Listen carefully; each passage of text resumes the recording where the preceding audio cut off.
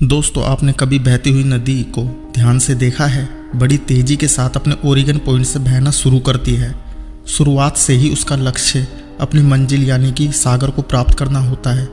रास्तों में हजार बाधाएं आने पर भी वह लगातार बहती रहती है।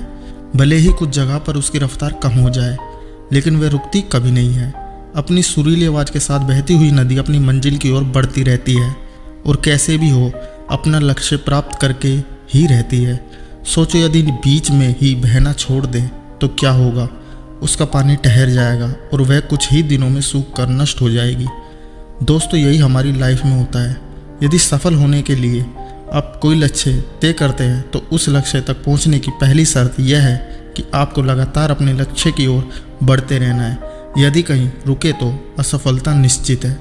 अपने मनपसंद लक्ष्य तक पहुंचना आसान कार्य नहीं होता। यदि आसान होता तो आज दुनिया के सभी लोग सफल होते।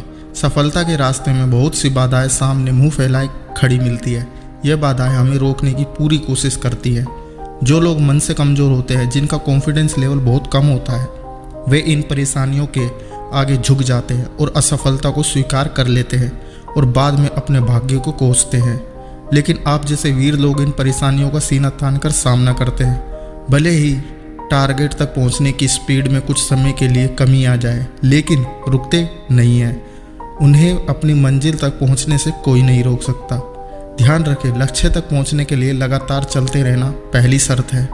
लगातार बहती ही नदी अपनी मंजिल प्राप्त कर पाती है। समय हमेशा चलता रहता है, इसलिए दुनिया का हर इंसान समय का गुलाम है।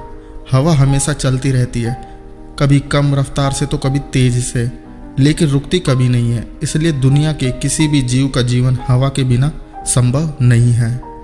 संपूर्ण ब्रह्मांड, जिसमें अरबों गैलेक्सी हैं, खरबों तारे हैं और अनगिनत ग्रह हैं, सभी चलते रहते हैं, कभी रुकते ही नहीं हैं।